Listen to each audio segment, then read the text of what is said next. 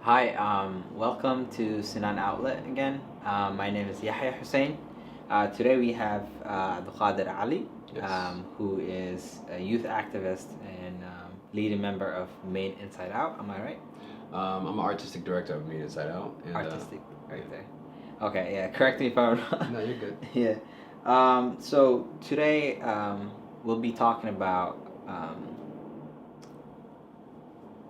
the incarceration rate of black youth in Yeah. Maine. Mm-hmm. Since there's only 4% in of us in Maine, and Yeah. the rate of you know. But yeah, you could talk more about that. Can you share a little bit more about yourself and what you do? Yeah. I am. I mean, I guess I'm like an organizer. I'm an organizer originally, so I do hold different positions. I'm a artistic director. I direct a theater. I help direct a theater company that does theater of the oppressed, where juveniles will tell their stories and we'll put it into like action, and then they'll perform it all around the city or around the state actually to show what type of trauma that they've endured and the reasons why they acted the way they've acted. So that was just on one part of the one part of how we're trying to change the system is for like to have people understand and for the awareness. Yeah. And then the second part that I'm part of is Maine Youth Justice. This is a campaign to close down the facility, a juvenile facility inside of in South Portland, the last one, and then reinvest the money back into the communities that need it the most to start up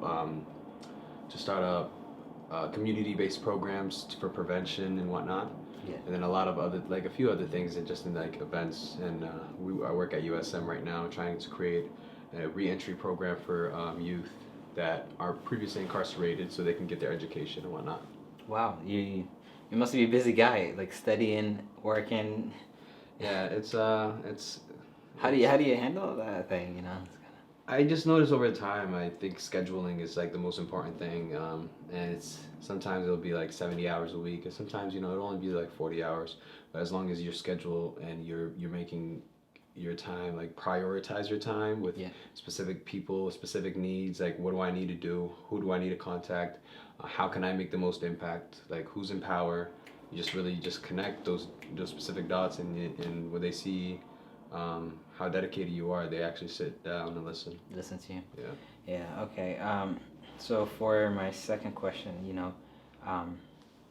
we know that the youth of color are largely incarcerated in Maine and across the country. And why are more youth of color in the system when we only have, as I was saying, less than 4% of total population in Maine? Well, I mean, first off, I would say 4% is other. 96% white, 4% other, 1% black. Okay, so we're not even No. 4% black. Yeah, and then it's only 1% black in Maine. Wow. And then in the juvenile system, it's 28% black. 28%. So yeah, and those levels are really high. And when we say black in Maine, there are African Americans, but it really comes around Africans themselves because it's they have a lot of immigrants in Portland area. There's Somali people, there's Ethiopians, there's people from Congo, people from Rwanda, people from Sudan. So these are considered the black people that they are talking about with the 1%. And the levels of incarceration are 28%. I think that those levels of incarceration being at 28% has a lot to do with both ends. The first end being the generational trauma and being like coming from a third world country, coming to this country and not really understanding. Also growing up in the communities where it's less funded and households are not like intact, as in like with the way how regular Americans have it. It's just like if you're first generation, it's very difficult for you. If you're a mother that has to work multiple jobs, that have children at the house, then you have to you spend less time with your children. So now your children has to endure that and take care of themselves or take care of their siblings, and now while they're going to school, they're being harassed by the police officers, it may be, or while they're in school, they hear the level of slavery, they hear the level of history in America of how black people were treated. So in this child's life, you expect him never to break out, not having the therapy that child needs and whatnot. Also, then going to the mosques and whatever, and going to the Somali or Muslim areas or wherever area your culture would be from, and they see that you're more Americanized, they're just looking at you like, oh, what happened to your tradition? So it just feels like this youth doesn't have anywhere where he fits in, because it feels like he's thrown away, and then this youth breaks out. He breaks out any type of way, and this is normal. And everything is learned behavior. So when they see society showing media of people that are black that are showing rappers, some selling drugs and stuff like that, what do you expect? That's the only thing that they receive, and also a lot of the yelling and screaming that, comes with culture. That's trauma. That's called generational trauma from what parents, even though you didn't endure anything yourself, you feel that. Yeah. So that's the one part of it, Okay. right? Yeah. And then the second part is the system itself. The system has a level of, back in the 70s and 80s, they were like, we need to have a war on drugs. And then from 300,000 to 2.3 million people was incarcerated, just like out of nowhere. Like in 30 years, they just incarcerated lots of people. And a lot of people were black. And the reason why they were black at the time, first off, was because of the redlining and the opportunities and the economical factors that black people that didn't have, because of the equities of the home loans that white people were given. Black people weren't, because they lived in specific areas, and then the highways that divided them. So they had two different parts of the city. Right now, for example, if you look at Portland, if you see the highway, one side is Kennedy Park and the other side is North Deering. It's one rich area, and that's more of a poor area. So now the immigrants are loaded in there. So how the system looks at it, and it's bracketed in many different aspects, but say if a white child comes to court and a black child comes to court, they're both there for the same case. The white child comes in and he's caught with, say, just drugs. This white child's like, hey, you made a mistake, you need to, cure your stuff and go to therapy, go to AA, go to some type of to help yourself out, slap in hand. A black child, you're going to be sent to Long Creek. You're going to be sent to the juvenile facility. And it's not something that I can argue. It's how it's embedded in our culture in America. When that's not something we can lie about. Right. So when you're looking at those percentages and you're looking at the mistakes of all races, who commits the most crimes, it's all at the same rate. It's all at the same rate. Wow. But one person gets it and one person don't. So that's what we're trying to do the most and try to give awareness to. Wow. So that is a lot to process, and No, sorry. so I'm still kind of no, it's good information, but I'm still reading into these things, and so we don't really have the whole thing. Maybe you guys could do some, I don't know if you guys already do some workshops. Well, I mean, I'm holding, personally, I have right now, in my community, so I'm the Portland area, all of Portland, South Portland, Scarborough, Westbrook. I have hired a few youth that are in high school-ish, some of them in college. And they're going to call our youth steering committee, and they're going to be the leaders, because they've been already active in the community. They're going to be the leaders that are going to kind of push and connect as many people into this campaign as they can. And there's already a lot of questions with legislatures. There's already, if you look at the news a lot, we're on there on the what was it, the day of action of the 25th of February. We went up to the State House, we brought a bunch of kids up there, and we made a protest about closing the facility and reinvesting the money back into the communities, because no matter what you do in changing a punitive system, it's still punitive. I'll twist this here and twist this there, it's still a whole system. So the only thing you can do is try to heal people, try to fix the issues, try to fix the problems, and create our own new system by ourselves. And then have people have the government invest in it. I mean, that's a great way to approach it, but it's much harder, I can guess. It is very hard. But So, what system, and social changes needs to happen in order, these issues to be addressed? What system and social change, or system change? System change. I just look at it like I used to Kind of be systemic. systemic oppression. Well, I look at it. I looked at it like the system itself came from a punitive system, like slavery. Right. That turned into segregation, Jim Crow laws. This turned into mass incarceration. So it's always been a level of systematic control. And I mean, I think this is like one of the biggest topics that's going on in America now. People are just realizing. Yeah. We kept doing studies in how much you can reform. For example, someone commits a crime, they get arrested, they get bailed out. 3 months later, they go to court for their first hearing. 3 months later, they get their sentencing. They may have to take the time, or they take it to trial. If they go to trial, they lose, they get a long time. If they take a deal, they'll take like 2 years and probation. So they take the 2 years, and then now you're on probation. And inside the 2 years, if you're locked up, and if you do anything wrong, you get more time.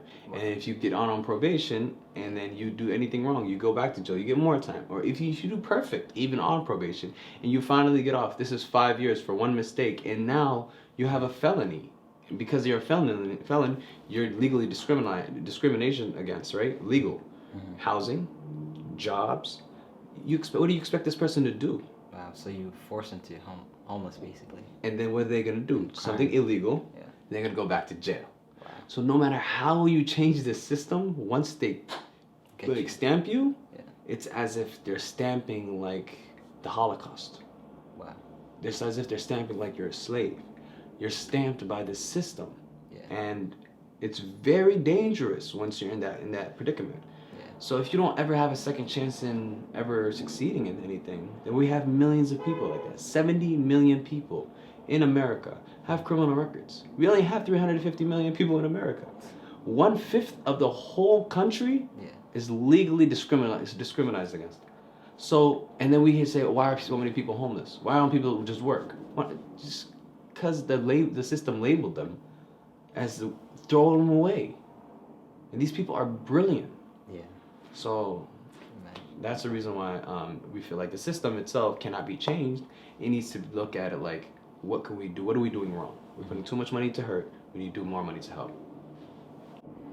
So is there, other than, racist, justice system and system oppression, what other underlying issues, that contribute to youth of color, involvement in the system? What other underlying issues? Yeah. There's lots of other underlying issues. I think it's just like every aspect of that, and also the lack of services, the real lack of services. If youth of color had mental health services, because that's one thing that people shy away from in the Black community, African community. Yeah. Is like, and I know in the Somali people they say, oh, Quran like it means, Quran Sada, and with all due respect, like spiritual ways of of addressing this an issue it sometimes can work, but there's also times where because you've seen something traumatic and this haunts you and you're always in fear and you're always anxious, fight or flight, and you do fight sometimes, and you're looked at like you're broken out, but you're not looked at so you look at that one time where you messed up, but you're not looking at the 15 times where this child has been harmed. Are we taking these criminals away, or are they victims? They just have learned behavior. They just attack back. Yeah. So if we were here during the 15 times and listening to them and being able to give them the services they need, they wouldn't have to break out. Yeah. So I think that we just need to reevaluate how we're looking at when youth are acting abnormal. Yeah. It's not part of human nature. If you see you little kids, they love each other, they kiss each other, they hug each other. But as they grow, depending on what type of love they receive or anger they receive, it's who they become. Makes sense. So it's not the child's fault. Yeah. It's the surroundings. And I won't always say the parents, but it's the surroundings. It could be anything that's affecting them. Yeah, no, I agree with you on that aspect. As Somalis, we don't really believe in therapy. We just think something's wrong with them, for them to go to therapy, but like therapy, could help greatly, it can impact a lot of youth's life, but that's like anything else, like some other topic, maybe we could talk about another time. Yeah, I mean, it's a very Yeah. good deep topic. Yeah. It's a long lecture right there. For real. Um, what do youth of color, should do, to at least be, vigilant? Why do we have a school to prison pipeline? Isn't that a question? Like, why do we have that? Why don't we have a cradle to career? Good question. Why are we always looking at it in a negative aspect? Why don't we just say, hey, we have a better path for you. We have the path this is the path that you're going to take and this is the future you're going to receive. Mm-hmm. When you give people an option, you're going to go to jail, it's going to happen. Right. But that's all we think about. We're the #1 country that incarcerates people. So when we're looking in futures, that shouldn't be part of someone's future. Right. The people part of someone's future is success. Yeah. And as long as you embed that into someone, that's what's going to happen. So I feel like language is a very important factor, and that's what society puts into our mind: safety and security. Mm-hmm. We're not care and love. What are we being safe and scared about every single time? They install fear into so many people all over the country that literally nobody even cares, like scared for each other. Humans we're on this earth to love and to care and to support and to understand people. Yeah. And we're never going to do that if we keep listening to media. So let's move out the school to prison pipeline. And on top of that, the past 20 years, we hired 10,000 school resource officers. 10,000? 10,000 of them. Okay. Right? And with the 10,000, it's because of the school shootings. None of them has ever stopped a school shooting. But 1 million kids got arrested.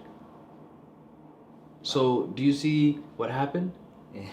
It's not it's behavioral issues. Kids are always going to misbehave sometimes. Right. They need mentors.